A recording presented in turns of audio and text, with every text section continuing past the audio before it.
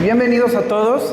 Estamos viendo una serie sobre el tener al pueblo de Dios en una condición de alerta. ¿Están de acuerdo conmigo que la situación en el mundo está fea?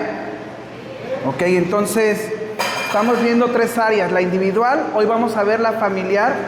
La semana que entra vamos a estar viendo la de la iglesia. Entonces, la semana pasada hablaban sobre el andar bien espiritualmente, andar preparados, no que nos agarren curva un día malo, hablando de un día de crisis o así. Hoy vamos a hablar sobre la familia.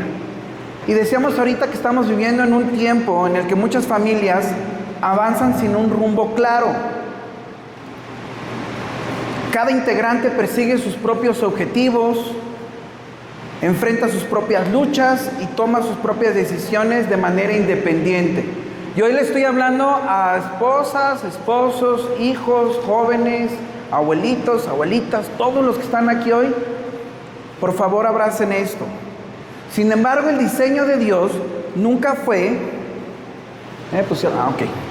nunca fue que la familia caminara dividida. Yo les puse esta presentación: familia, un mismo techo, no es igual. ¿A qué dice? Un mismo propósito. Abajo dice: un techo nos cobija, por un propósito nos une. El objetivo de Dios al crear la familia no es que la familia viviera dividida, sino que avanzara en un solo cuerpo, con un mismo propósito y con Cristo en el centro. ¿Puedes pasar a la siguiente diapositiva, por favor? Una familia que conoce a Dios no es simplemente una familia que asiste a una iglesia o que dice creer en Dios. Es una familia que de manera consciente cultiva una relación diaria con Dios y permite que esa relación transforme cada aspecto de su hogar. Esto es para que tú vayas haciendo un chequeo de cómo está tu familia, cómo andas pastoreando tu casa. Cuando una familia vive cerca del Señor, no significa que estará libre de problemas, sino que estará preparada para enfrentarlos con fe, que es parte de lo que hablaba Julián la semana pasada, tratando sobre el libro de Efesios, el día malo. ¿Cuántos han tenido un día malo? ¿Para quién hoy es el día malo? Ay, sí, porque está predicando los... No. Hemos tenido días malos, días muy difíciles. Y tú puedes ubicar los tuyos. El chiste se trata de pasar estos días malos con fe, sabiduría y esperanza. Y eso habla de un corazón preparado. Ahora tú no puedes decir, no, pues yo veo por mí. Si tú eres cabeza de hogar, mamá, papá aquí, tú no puedes nada más ya ver por ti, sino ahora vamos a ver el tema de la familia. Las circunstancias no te pueden tomar por sorpresa, porque tu confianza está puesta en aquel que permanece fiel. Vamos a estar reflexionando sobre este tipo de familia, una familia que decide vivir para Dios como equipo y que entiende que el llamado del Señor no es únicamente para el papá. Levanten la mano los papás con orgullo. Las mamás, levanten la mano. Ay, la señora. Y los hijos, levanten la mano. Todavía dentro de casa, ok. El objetivo no es que esto sea para el papá, sino ni para cada uno en separado, sino para todo el hogar. Desde el principio, el propósito de Dios para la familia fue la unidad. Cuando Dios creó a Adán y a Eva, no los creó para competir, para sobrevivir cada uno por su cuenta o para perseguir intereses individuales. Los creó como una sola, ¿qué? Díganlo fuerte, una sola carne. Y a lo mejor tú eres un joven y dices, a mí eso no me importa hoy. No, si tú no aprendes estas cosas hoy, tú no vas a saber vivir en pareja. Realmente cuando educamos hijos, no los podemos estar educando para lo profesional nada más. En la escuela yo les digo a los papás, cuando tu hijo se muera, Dios no le va a llegar a su presencia, tu hijo le va a decir, dame el título. ¿Eres doctor, ingeniero, licenciado? ¿Dios le va a pedir eso? No. Dios le va a pedir su corazón. Y si de algo le va a pedir cuentas primero, es de su relación con Dios Y si está casado, luego de su esposa o de su esposo, después de sus hijos. ¿Sí o no? Entonces, cuando educamos hijos, los debemos educar para que un día ellos sean independientes y conformen un matrimonio de una sola carne para crear una familia. Entonces, este tema lo deben de estar atesorando todos los que están aquí. La familia nació con un propósito, reflejar el carácter de Dios viviendo en esa unidad. El pecado rompió ese diseño. Después de la caída, la relación con Dios se fracturó y como consecuencia también se fracturaron las relaciones familiares. Aparecieron la culpa, la vergüenza, la acusación mutua. ¿Han vivido en su matrimonio que se echen la culpa, sí o no? Sentir culpa, también como papás a veces, ¿no? El deseo de imponer la propia voluntad. Y desde el Edén la humanidad ha luchado con una tendencia constante de dejar de vivir como un nosotros para comenzar a vivir como un yo. Digan conmigo, yo. Con fe, yo. Con fe, muchachos, ¿cómo? Cada miembro empieza a jalar hacia su propio lado. Y esto no es para que lo escuche nada más alguien que a lo mejor nunca ha tenido contacto con el Evangelio. Lo loquísimo es que a veces vemos familias cristianas divididas. Familias cristianas donde el matrimonio está súper chisqueadicísimo, llevando valores que, como diría el apóstol Pablo, que ni entre los de afuera se nombran. Costumbres bien extrañas. Levanten la mano los corruptos. A ver, nomás Maite y el tanque la levantaron.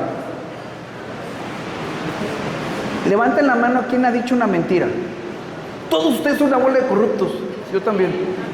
Porque transformamos una verdad en mentira, la corrompimos. Te das cuenta que tienes la facultad de ser corrupto. ¿Estamos de acuerdo? Si tú eres un corrupto, tu esposa es un corrupto, una corrupta, de lo peor. Ay, sí, no, yo empecé a echarle. ¿Cómo vamos a educar a un niño en base a qué valores? ¿Los tuyos o los míos? La verdad es que el pobre niño estaría sentenciado a repetir un chorro de cochinadas que tú y tu esposa traen cargando. Y no fuimos llamados para eso, sino para andar en verdad, seguir al que no es corrupto, al incorruptible que es Cristo. ¿Estamos de acuerdo?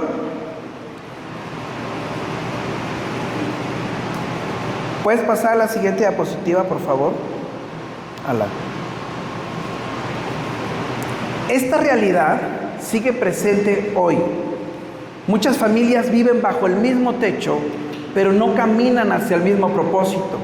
Comparten un apellido, pero no una misión. Comparten una casa, pero no necesariamente un corazón.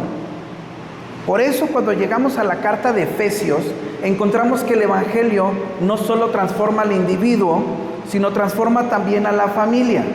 Antes de hablar del esposo, de la esposa, de los hijos, Pablo presenta una verdad fundamental. Pasa la diapositiva siguiente, por favor. Vayan conmigo a Efesios.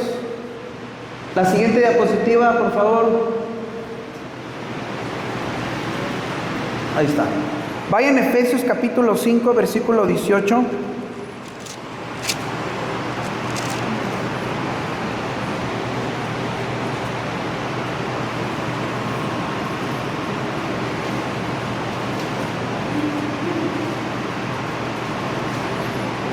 Todos dice que deben de ser llenos del Espíritu. Fíjense, dice, no os embriaguéis con vino, en lo cual hay disolución. Antes bien, sed ¿qué? Llenos del Espíritu. En Efesios capítulo 5, versículo 21, dice, someteos unos a otros en el temor de Cristo, del Señor. Así solo entonces puede existir orden que Dios diseñó para el hogar. Vuelvo a repetir las dos cosas. Estar llenos del Espíritu. Y dos, someteos unos a otros en temor de Dios. Es la única forma en que una familia va a poder tener el orden que Dios diseñó para el hogar. Si no existen estas dos, entonces está existiendo tu santísima y reverenda voluntad. Espero que nos esté cayendo el 20. Pásale a diapositiva siguiente, por favor.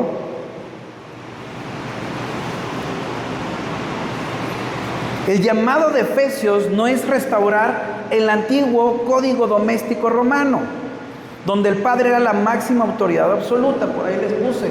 El código doméstico romano era el conjunto de normas que organizaban la familia bajo la autoridad absoluta del paterfamilia. Levanten la mano aquí los paterfamilias, o sea, padre de familia. Levanten la mano. Tú eras el paterfamilia. Le hacen así como, pues esto es lo que traigo presentándote. Levanten la mano los papás, padres de familia. Tú eres el paterfamilia, el mero mero de la casa. En el antiguo código doméstico romano, ese hombre dominaba a esclavos, esclavas, a los hijos de los esclavos. Es el que hacía los negocios, manejaba toda la economía de la casa. Si a alguno de sus hijos hacía un proyecto y le salía bien, el que ganaba todo eso era el paterfamilia. Él era el dueño de todo, de la mamá, de la suegra, de las cuñadas, de todos.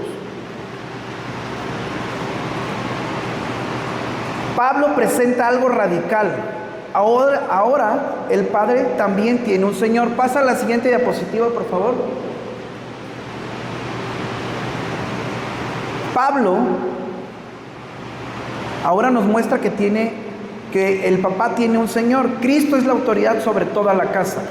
El esposo, la esposa y los hijos viven bajo el señorío de Jesús, y la autoridad ya no se ejerce desde el poder, sino desde el servicio. El liderazgo ya no es el dominio, sino el amor a Cristo. Este asunto de vivir en un mundo donde está dando vueltas por todos lados y oímos de qué. Miren, rápido, ni se van a escuchar en el video. Señales del final de los últimos tiempos. Habrá guerras. Díganme otro. Pero se oye como... No, pues no. Terremotos. Terremotos, guerras. El amor se enfriará de la... Muy bien. El amor de la iglesia se enfriará. ¿Qué más? La apostasía. Falsos maestros, falsos cristos. Rumores de guerra, pestes, hambre. Oigan. ¿Qué ven?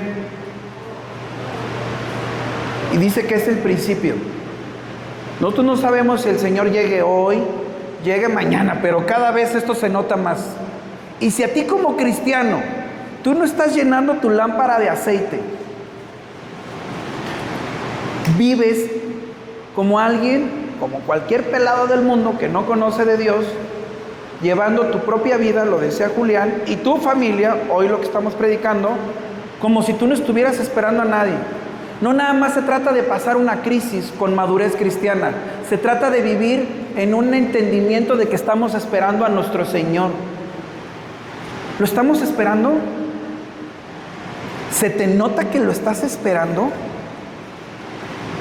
¿O vives tu día? ¿O agarren la onda? Hubo un video en los 80s que hizo una iglesia en Estados Unidos.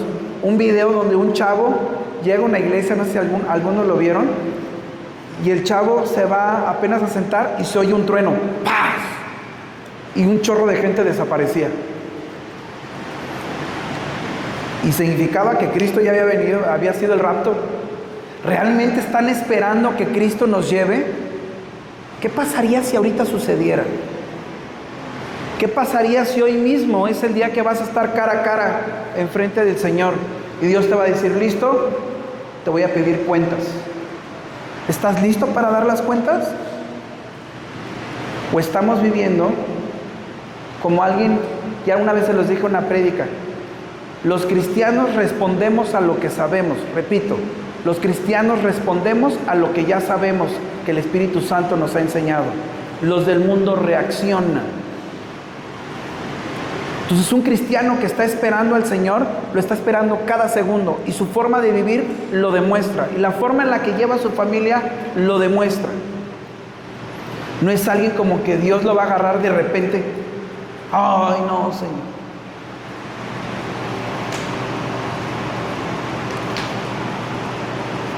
Y no es casualidad que después de enseñar sobre la familia el apóstol Pablo en Efesios, Pablo hable sobre la armadura de Dios en Efesios capítulo 6. Porque la batalla espiritual no comienza fuera del hogar, comienza dentro de él. El enemigo sabe que si logra dividir la familia, va a debilitar el testimonio del Evangelio. Vuelvo a repetirlo. El enemigo sabe muy bien que si logra dividir a la familia, debilita el testimonio del Evangelio. Si logra dividir un matrimonio, se debilita el mensaje del Evangelio en testimonio, ¿sí o no? Van a decir, ¿ese es tu Dios? ¿Así lo perdonas? ¿Así tienes misericordia? ¿Así la tratas? Y entonces vituperan el nombre de Cristo. Entonces todo nuestro testimonio, todo lo que hacemos, todo lo que decimos, importa. No podemos andar como si solo algunas cosas se nos fueran a tomar en cuenta. ¿Puedes pasar a la siguiente diapositiva, hija, por favor? Vamos a Efesios capítulo 6, por favor.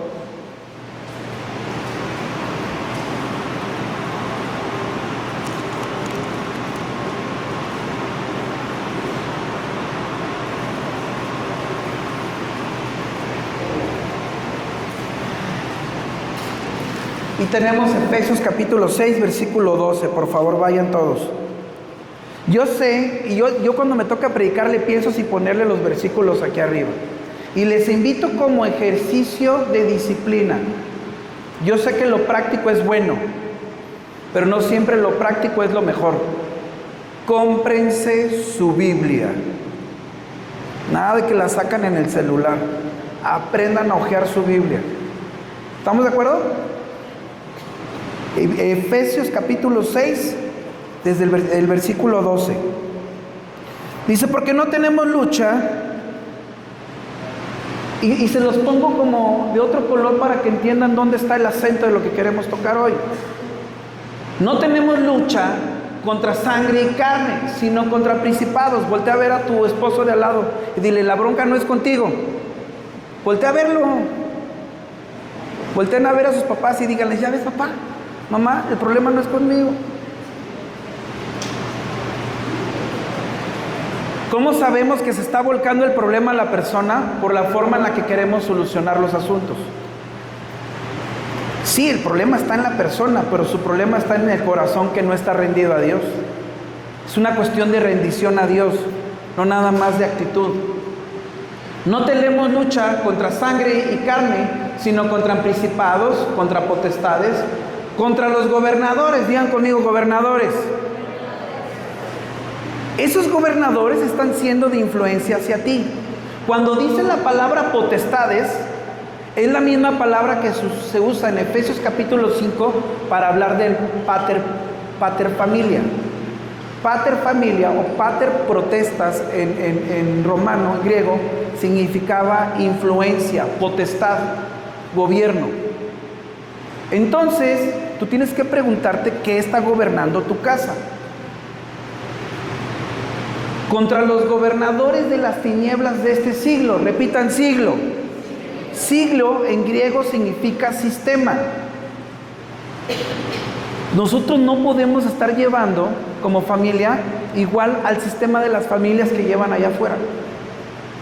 La forma en la que se lleva el matrimonio no es igual al sistema de nuestros padres, al sistema de nuestros abuelos. Es importante que nuestros hijos estén viendo otro sistema. ¿Cuál sistema? El de Cristo, el de la palabra de Dios. Contra huestes espirituales de maldad en las regiones celestes. Por tanto, tomad es una acción, o el Espíritu Santo te lo va a dar nomás, o tiene que haber una decisión. Tiene que haber una decisión, una intención, tú tienes que tomarlo. Tomad toda la armadura de Dios para que podáis resistir. Repitan, resistir. Nosotros no somos una congregación que enseña a andarse peleando con el diablo. 2 que 3 se quedaron haciendo. Guardaron el crucifijo. No somos, ni la palabra nos anda enseñando a que nos estemos peleando con Satanás. Te puede dar tu arrastrado. No, yo sí. ¿Qué nos llama la palabra hacer? Resistir. Y la palabra también lo dice en otra parte, donde dice, resistid el diablo y él huirá de vosotros. No dice, no, ponte, ay, ¿tú quién eres? Somos legión. Sí, te pareces a toda la familia de mi suegra. No. No te dice que ubiques quiénes son. Dice que resistas. ¿Y cómo vamos a resistir? Con estas cosas de las que habla la armadura de Dios, la palabra de Dios, la fe, la justicia, el evangelio. ¿Estamos de acuerdo? Resistir en el día malo y habiendo acabado todo, estad firmes. Ya no se las pude poner, pero ahí en su celular al rato que tengan chance. Si ustedes buscan, los romanos fueron los que implementaron el calzado acá tipo Nike. Si ustedes checan el calzado de los soldados romanos, trae clavos en las suelas, y era para un mejor agarre, para que cuando se venían tuvieran de dónde agarrarse en el piso. El evangelio es el agarre, es lo que nos da firmeza, lo que nos deja bien parados. Y habiendo acabado todo, ¿estad firmes en qué? ¿En el yo o en el evangelio? En el evangelio. Esa es una persona que está preparada. ¿Puedes pasar a la siguiente diapositiva, por favor? Vamos a hablar de ejemplos. Job, un hermano que enseñó sobre esto y me encantó. Vayan a Job capítulo 1. ¿Cómo es entonces que una familia está preparada, está ejercitándose, caminando bajo el propósito del Señor para cualquier crisis? Y si Dios viene, también estamos listos. ¿Cómo es la vida de alguien así?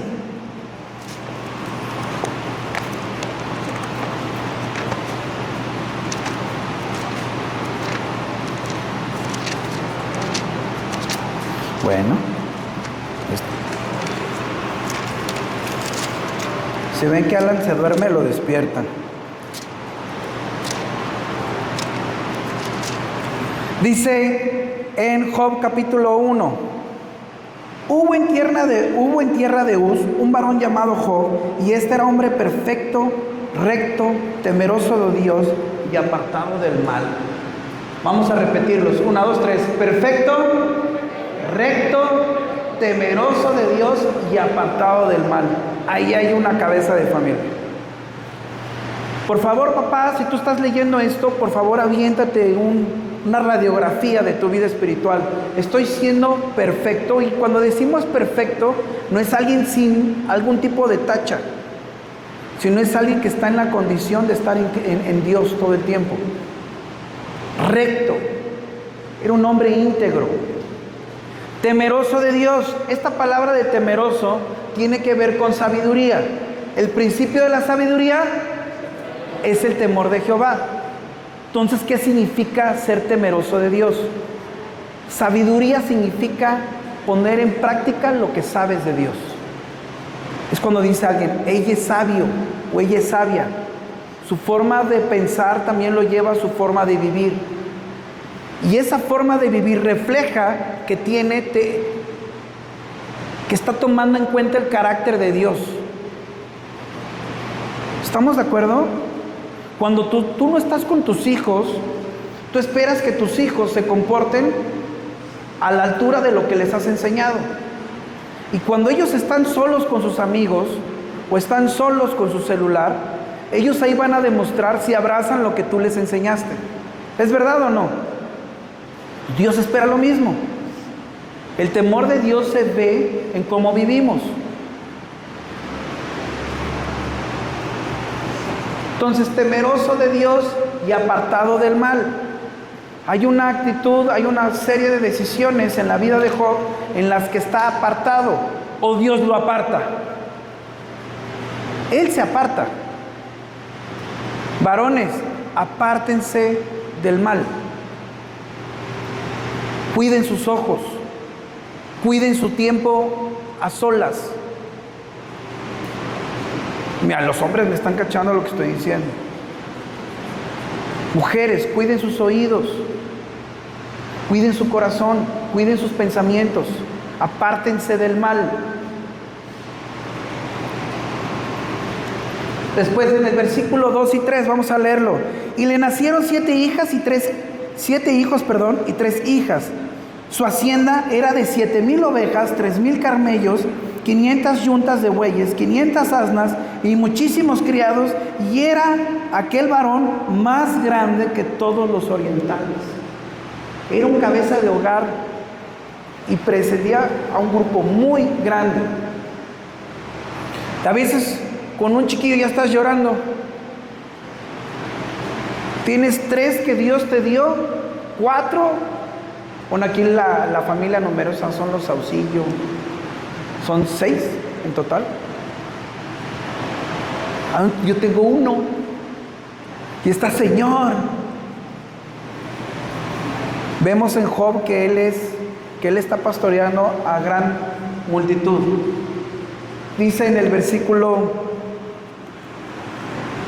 4: e iban sus hijos y hacían banquetes en sus casas, cada uno en su día, y enviaban a llamar a sus 3 hermanas para que comiesen y bebiesen con ellos. Eso de en su día podría ser su cumpleaños. Y acontecía que, habiendo pasado un turno, los días del convite, Job enviaba y los santificaba, y se levantaba de mañana y ofrecía holocaustos conforme al número de todos ellos, porque decía Job: quizá habrán pecado mis hijos y habrán blasfemado en contra de Dios en sus corazones. De esta manera hacía todos los días. Enviaba y los santificaba. Un papá que anda detrás del corazón de sus hijos. Un papá que sus preguntas, ¿ustedes cuál creen que era el tema entre Job y sus hijos? ¿Creen que no era el tema del Señor? Claro que sí. Si tus temas con tus hijos no está involucrado Dios para nada, tú no eres alguien que está afirmándose en el Señor a tu familia. Pero sí le estás preguntando en qué nivel va del videojuego, porque eres papá muy nice y juegas con él, o del fútbol. No sé de qué estés hablando. Pero debe de haber un punto en tu familia donde tus conversaciones tienen que ver con el corazón de tus hijos. Dice, y se levantaba de mañana, disciplina.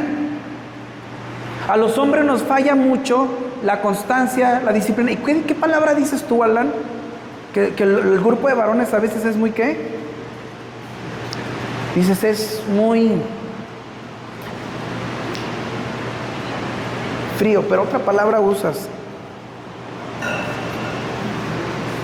Muy calmados. Eso es una palabra. Apáticos. Yo iba a decir patéticos, pero eso no, dije no. Apáticos. Es un gorro ser líder de varones. Porque no te puedo. Vengan. No. Váyanse a un circo. Aquí hay gente que reconoce la voz del pastor y empieza a seguir. Es un gorro. Oye, ven. Oye, apoya. Oye. Y esta, bueno, iba a decir pedrada, pero aquí no aventamos pedradas. Sí es para los varones. Porque tú eres la cabeza de su hogar.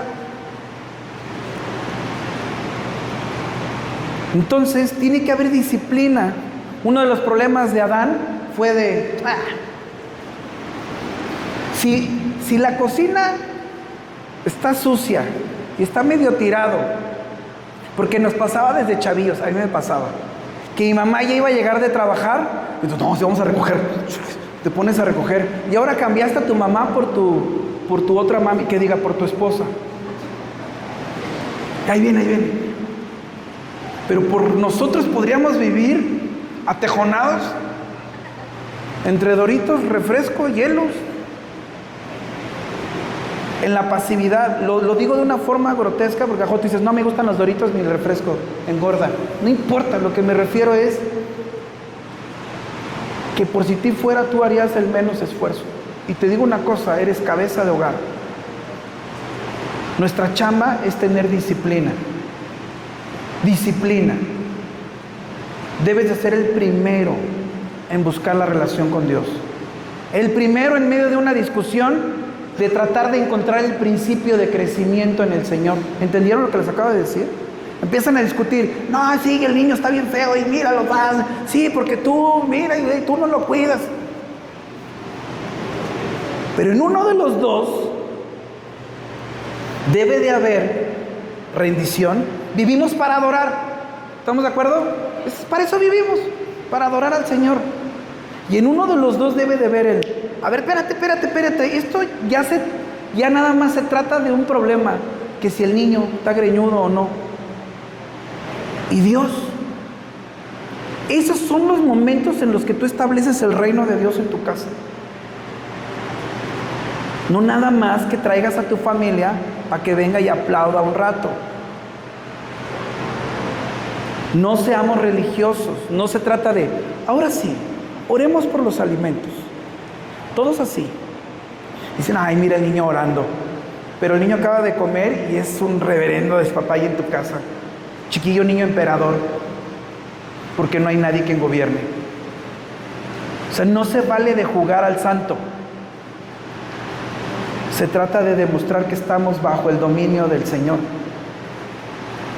Entonces, hombres con disciplina, mujeres con disciplina. Yo sé que ustedes a veces son más, traen muchas cosas más que hacer y parece que andan a veces hasta detrás del marido. Y a ver cuándo vamos a tener nuestro tiempo de oración, nuestro altar familiar, y eso te hace ver como más santa. Pero ¿sabes dónde se nota ese altar familiar en tu corazón? Cuando te sometes, cuando dejas de estar criticando a tu marido, cuando respetas, cuando te comunicas de forma correcta con tu marido. Cuando si tu marido dijo, el niño no va, y aquí es así, y dices, aquí se va a hacer así. Cuando se empieza a mostrar que son uno. ¿Estamos de acuerdo? Tan así como... que hace mucho que no me dejaban predicar. Disciplina, se levantaba de mañana. No significa que estés a las 3 de la mañana poniendo tu alarma. A las 3 de la mañana se aparecen los ángeles del Señor y es la hora de orar. No, porque me ha tocado escuchar gente de, yo me levanto a las 3 de la mañana. ¿Dice en la Biblia que a las 3 de la mañana el Espíritu Santo te atiende? No. Ay, Diana, sí. No. Pero tengan su tiempo con Dios, sean disciplinados en eso. Y ofrecía holocaustos, un corazón listo en adoración. Y Job decía, quizá en su corazón, a lo mejor habrán pecado contra Dios. Es alguien que está consciente de la maldad de sus hijos. Es alguien que está consciente de lo que va a tener que hacer, no nada más con ellos, sino en su relación con Dios para poder tratar con ellos. Y hay algo muy padre que enseña el libro de Job. Fíjense, porque decía Job, quizá habrán pecado mis hijos y habrán blasfemado contra Dios en sus corazones. En otra traducción dice, habrán maldecido a Dios en sus corazones. Algo con lo que él va a tener que ser confrontado capítulos más adelante. Maldice a Dios y muérete. Lo que le exijas a tus hijos, lo tienes que vivir tú. No nada más se trata de estar aventando versículos. Tengo una persona que amo muchísimo, que fue muy afectada por una persona que sabía aventar versículos, pero ninguno de sus hijos lo escucha. Solo una persona sigue a Dios de esa familia. Todos los demás oyen hablar de Dios y es como, ¡oh! No se trata de que avientes versículos, sino de que seas coherente con ellos. Pues, perdón. La oración, los rasgos de una familia que vive para Dios, la oración no es una emergencia, es un hábito. La oración no es una emergencia, es un hábito. El padre y la madre entienden que son responsables espiritualmente. Se preocupan más por el corazón de sus hijos que por su éxito. Repítanlo conmigo. Se preocupan más por el corazón de sus hijos que por el éxito. Ahí díganlo. Y eso va a demostrar que andas persiguiendo. No delegan toda la formación espiritual a la iglesia. No delegan toda la formación espiritual a la iglesia. Resulta que el único lugar donde tu hijo abre la Biblia es el domingo. El único lugar donde le dan un tiempo, a lo mejor más específico, para que él entienda una verdad espiritual, vaya a ser aquí. No le puedes delegar eso a la iglesia, es su responsabilidad. ¿Puedes pasar a la siguiente diapositiva, por favor? ¿Cómo luce una familia que no vive para Dios?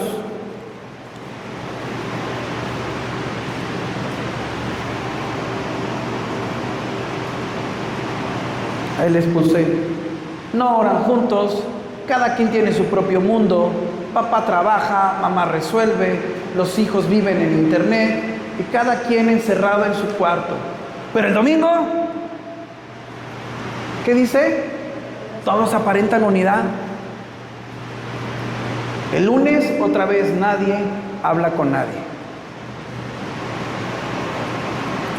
Se sabe quién paga la renta, pero nadie sabe quién guía espiritualmente esa casa. Muchas familias mexicanas han pensado que proveer económicamente ya cumplió el papel de padre, porque eso es lo que se dedicó las 2 generaciones pasadas en México, ¿sí o no? Que no nos falte. O que amar a los hijos significa nunca corregirlos, esta generación. O que protegerlos significa nunca confrontarlos. Pero Job entendía que el peligro más grande no era perder dinero, era perder el corazón de sus hijos. ¿Puedes pasar a la siguiente diapositiva, por favor?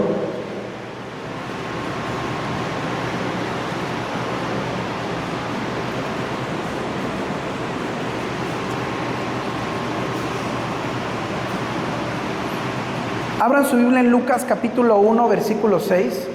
No vamos a leer toda la historia, pero acuérdate de estos 2 personajes, Zacarías y Elizabeth. Los personajes como Job, Zacarías y Elizabeth, y el último que vamos a ver en unos minutos, no es que sea gente perfecta. En su momento fallaron con Dios, pero su corazón, el objetivo era Dios. Aún dentro de sus fallas, están queriendo hacer la voluntad de Dios. Hay 2 formas de fallar: que totalmente estés alejado de los asuntos de Dios o que falles intentándolo. Elizabeth y Zacarías son de esos. Lucas capítulo 1, versículo 6. Espérenme que yo aquí dice: ambos eran justos delante de Dios y andaban irreprensibles. Otra vez, ambos eran justos delante de Dios y andaban irreprensibles en todos los mandamientos y ordenanzas del Señor. Este versículo es sorprendente y extraordinario porque no dice que Zacarías era justo, ni que Elizabeth era justa por separado. Dice ambos. Por eso te invito a que cuando leas la Biblia, las pequeñas palabras demuestran muchísimo. Ambos. Los 2 compartían la misma dirección espiritual. Su matrimonio estaba unido en el mismo propósito: agradar a Dios. Luego viene otro detalle importante en el versículo 7. Pero no tenían hijo porque Elizabeth era estéril y ambos ya eran de edad avanzada. Esto significa que la falta de respuesta a sus oraciones no rompió su unidad. Y ahora que fue la reunión de matrimonios, Alan habló sobre la toma de decisiones y el pastor también. Y por ahí se tocó un punto donde cuántas decisiones no se toman en el matrimonio, donde se llega al término de un divorcio por una mala decisión. ¿Están de acuerdo? A dejarse de hablar por un buen de días, porque no están persiguiendo lo mismo.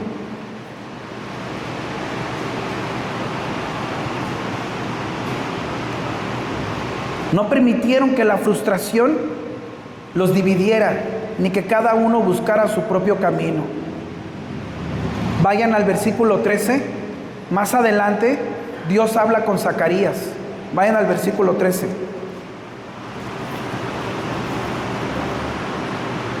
Pero el ángel le dijo: Zacarías, no temas, porque tu oración ha sido oída, y tu mujer Elizabeth te dará a luz un hijo. Esto deja ver que había una búsqueda constante delante de Dios. De alguna forma Zacarías también se entera, y Dios trata con los dos, pero no vemos que Dios esté tratando y con uno y con el otro no. ¿Se acuerdan que Dios lo deja mudo?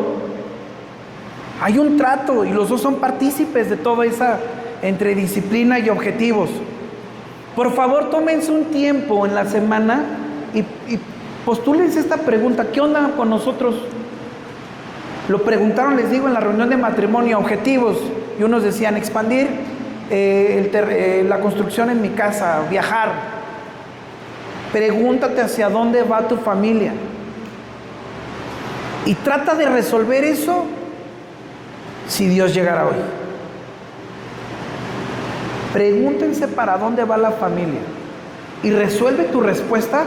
¿Qué pasaría si Dios llegara hoy?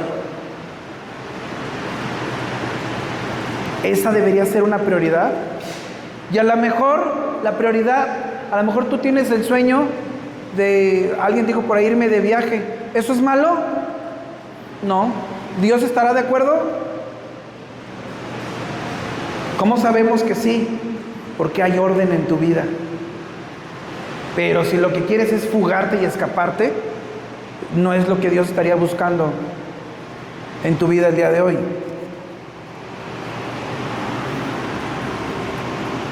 Rasgos en una familia: hay unidad, hay paciencia, obediencia, hay un mismo Señor con Zacarías y Elizabeth.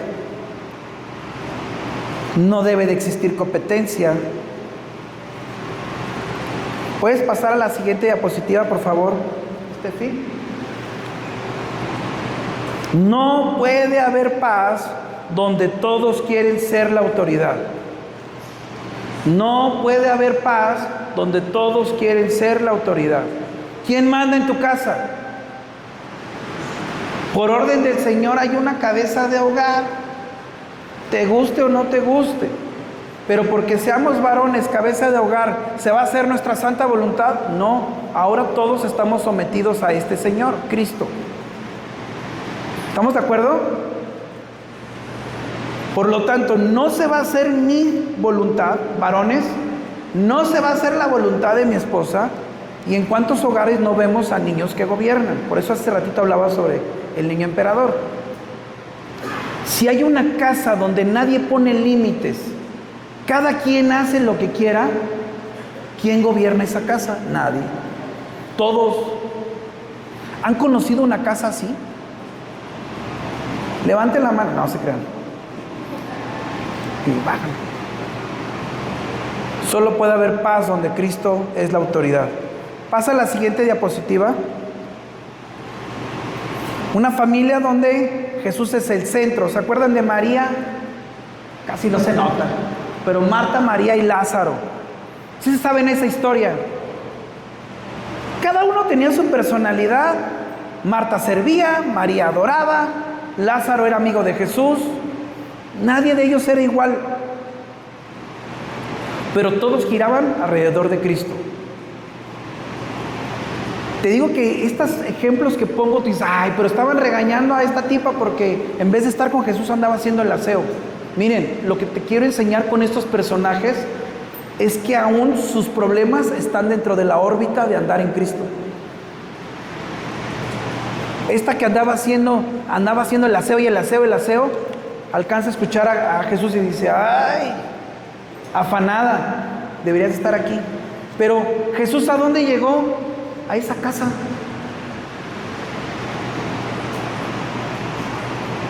Su hogar era un lugar donde Cristo era bienvenido.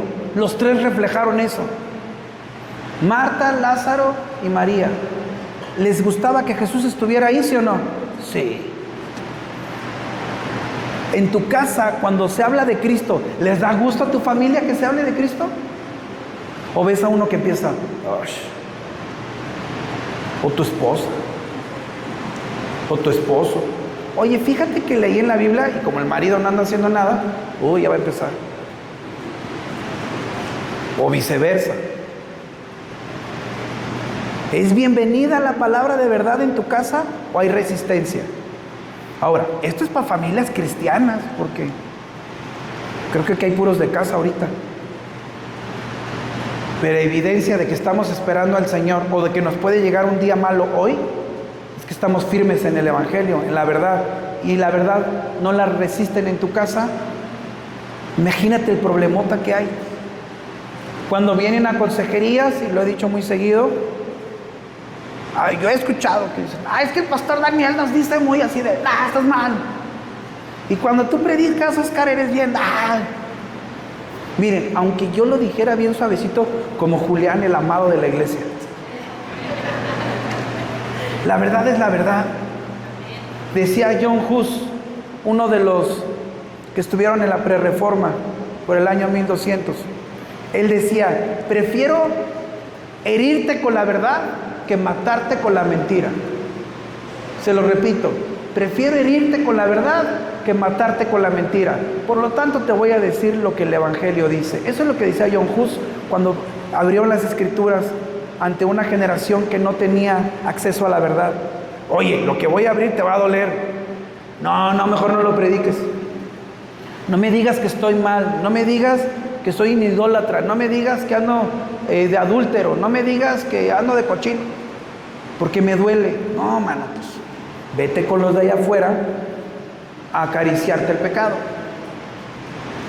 Ahora, ¿cuántos pecadores hay aquí? Todos. Algo que constantemente mi esposita y yo platicamos es, ¿y a ti quién te dice? ¿Y a ti quién te dice? De alguna u otra forma debe de haber una retroalimentación en nuestra familia de, Oscar, andas mal en esto. Y que Yel en algunos puntos agarre y me dice, Oscar, ya le paras. Acuérdate esto que Dios está tratando contigo. Para, cállate. Así como la ven, que se ve calladita. Ya, Oscar. Y ahí me toca, que Yel, ya. En el Señor. Estamos persiguiendo cosas de Dios, pero nos va a doler la confrontación. Nuestro hogar debe de ser un lugar donde Cristo es bienvenido. ¿Puedes pasar a la siguiente diapositiva para terminar? Les puse ahí, el enemigo, porque es la predicación de la semana que entra. El enemigo no necesita destruir una iglesia. Si puede destruir primero tu casa. Es que la iglesia está siendo atacada. ¿Por dónde? Por nuestras casas, porque no se predica, porque no se están pastoreando, porque no se reproduce el evangelio en las casas. Satanás lo sabe muy bien, que su lucha no está aquí en que se nos vaya el sonido en un domingo. Ataque del demonio. No, el ataque del demonio lo estás teniendo en tu casa. Y de tu carne, para que dejen al diablo a gusto. Es tu carne.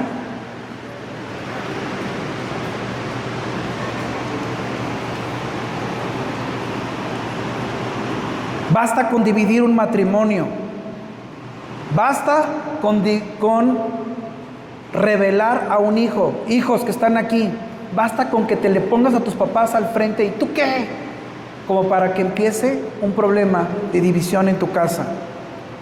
Basta con llenar el corazón de un padre con orgullo, con llenar de resentimiento a una mamá que guarda problemas pasados, recuerdos.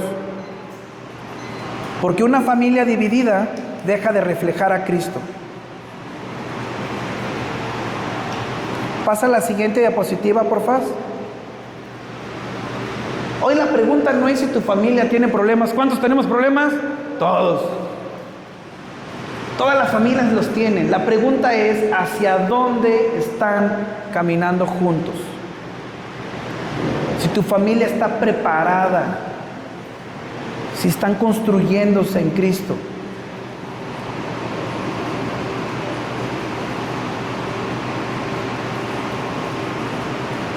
Una familia puede vivir bajo el mismo techo y estar completamente divididos.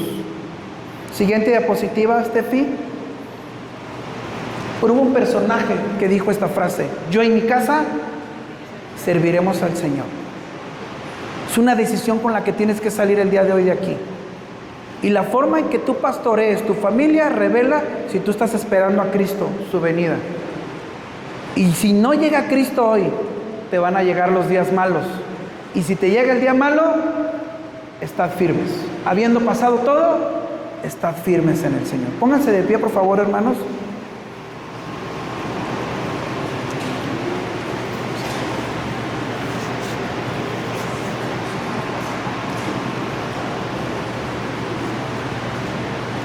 Cierren sus ojos, por favor.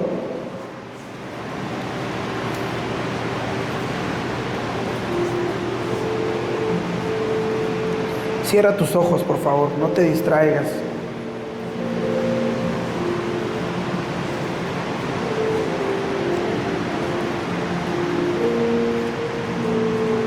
Sé que todos de alguna u otra forma hemos fallado a lo que hablamos hoy. Y si tú lo reconoces en tu corazón, no te quedes callado. Arrepiéntete hoy delante de Dios. Dile: ¿sabes qué, Señor? Discúlpame porque sí empiezo a andar detrás de lo que yo digo.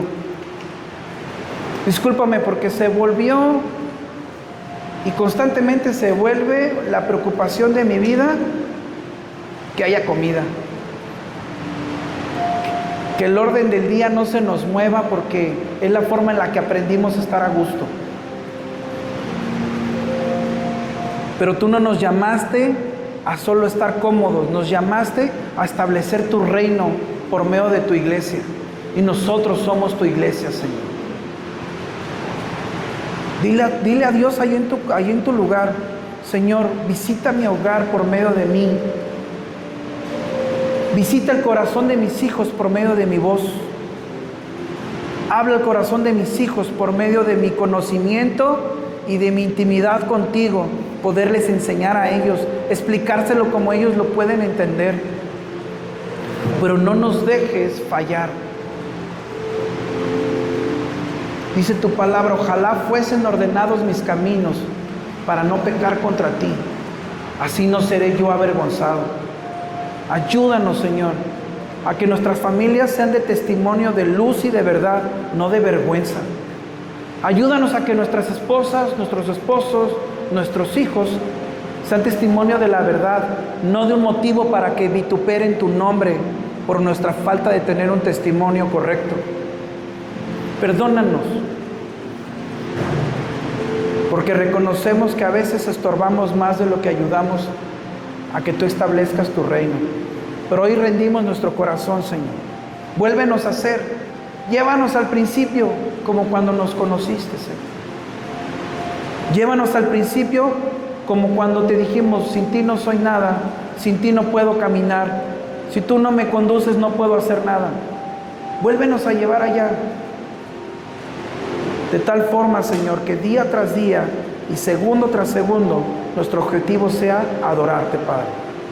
Te entregamos nuestras vidas, nuestras familias y nuestro caminar en ti. Te pido, Señor, que esta frase no sea una frase colgada en la pared de nuestras casas, sino la decisión diaria de cada hogar para permanecer firme en medio de una generación que intenta dividir lo que tú creaste. Haznos permanecer unidos, Señor. En el nombre de Cristo Jesús. Amén.